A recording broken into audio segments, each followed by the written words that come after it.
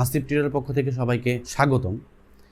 আমরা আজকে বন্ডের অর্থাৎ ফিনান্সের যে অধ্যায়গুলো নিয়ে আলোচনার কথা ছিল, যারা 2022 সালে এবং 2023 সালে HSC পরীক্ষা দিবা, হ্যাঁ, তাদের এই অধ্যায়টা আছে যে দীর্ঘমেয়াদী অর্থায়ন। এই দীর্ঘমেয়াদী অর্থায়ন নিয়ে আমরা আলোচনা করব। তো ফিনান্সের যতগুলো অধ্যায় আছে এর মধ্যে প্রথম পত্রে আমি 3টা অধ্যায় পড়াবো। 3টা অধ্যায় থেকে তোমরা 4টা সৃজনশীল কমন পাবা ইনশাল্লাহ। আমার প্রতি বিশ্বাস রাখো, অবশ্যই 3টা অধ্যায় থেকে 4টা সৃজনশীল আসবে, এটা ন্যূনতম। তো 3টা অধ্যায় আমি কী পড়াবো? 6ষ্ঠ অধ্যায়, 8ম এবং 9ম। এর মধ্যে আমি আজকে 6ষ্ঠ অধ্যায় নিয়ে তোমাদের সামনে আলোচনা করব। কষ্ট করে তোমরা আমাদের ভিডিওটা ফার্স্ট থেকে একদম লাস্ট পর্যন্ত দেখবা, একদম ক্লিয়ার হয়ে যাবে। অনেকে কী কর, অর্ধেক অর্ধেক করে ভিডিও দেখে কমেন্ট করো যে বোঝো না, এই না সেই না। আসলেই পুরো ভিডিও না দেখলে তোমরা তো মেন কথাগুলো বুঝবা না। তো আজকে আমরা সূত্র নিয়ে আলোচনা করব। নেক্সট দিন এই অধ্যায়ের আমরা সিকিউ নিয়ে আলোচনা করব এবং সেটা লাইভ ক্লাসের মাধ্যমে সিকিউগুলো ধারাবাহিকভাবে আমরা দিয়ে দিব। ঠিক আছে, এখন শুরু করি।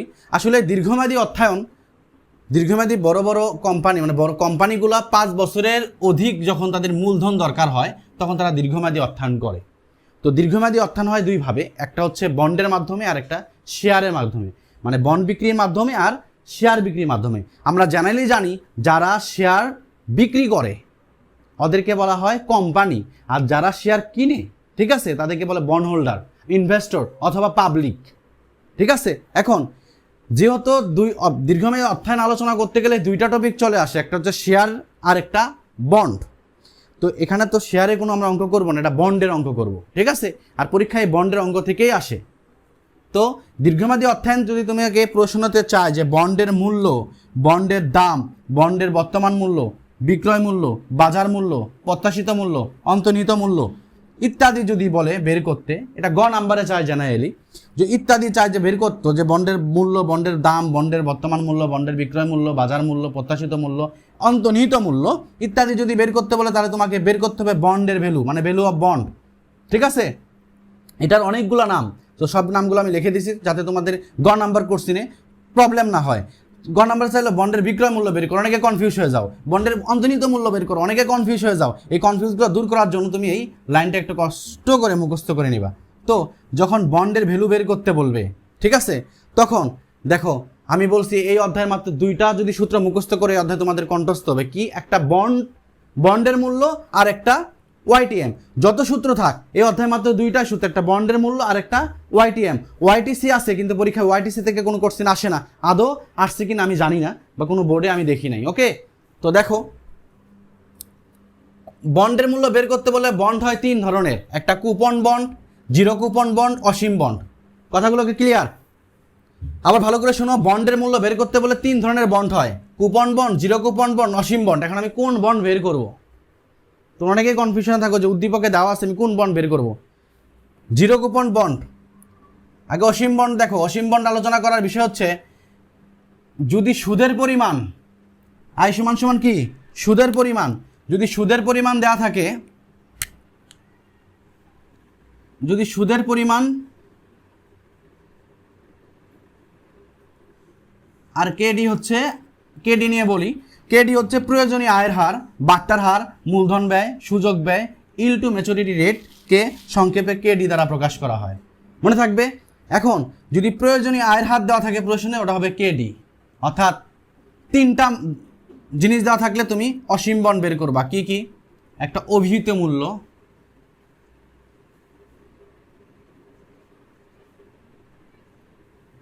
অভিহিত মূল্যের আরেক নাম হচ্ছে লিখিত মূল্য, যেটাকে এমভি দ্বারা প্রকাশ করা হয়।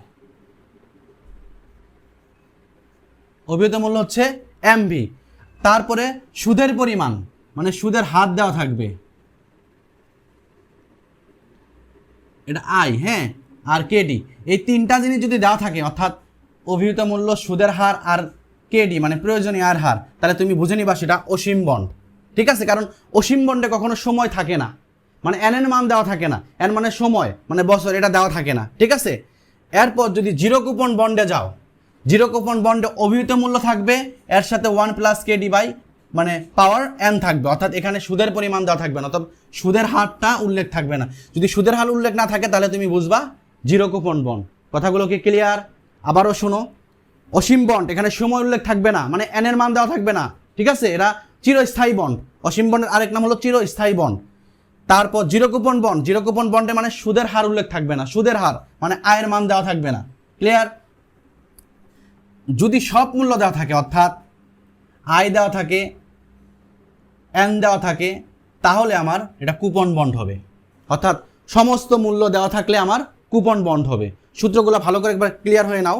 কুপন বন্ড ইকুয়াল টু ভিভি সমান সমান I into third bracket 1 minus উপরে 1 plus KD power N by KD plus MV 1 plus KD. দেখো এই এতটুকু হচ্ছে, এই এতটুকুকে বলা হয় কিন্তু আমার জিরো কুপন বন্ড, এই এতটুকু। ঠিক আছে? আবার এই মানটা যদি আমি একত্রে আয়ের মানটা যদি উপরে নিয়ে যাই তাহলে হবে কুপন বন্ড। অর্থাৎ অসীম bond, zero coupon bond, coupon bond.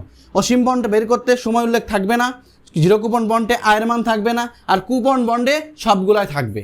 অর্থাৎ কুপন বন্ড করতে গেলে প্রায় 7টা জিনিস 7টা পয়েন্ট লাগে। আমি এই নিয়ে তোমাদেরকে অবশ্যই আলোচনা করব। অর্থাৎ তুমি যদি সৃজনশীলগুলো দেখবা তখন তোমার ক্লিয়ার হয়ে যাবে। এরপর আসো ওয়াইটিএম।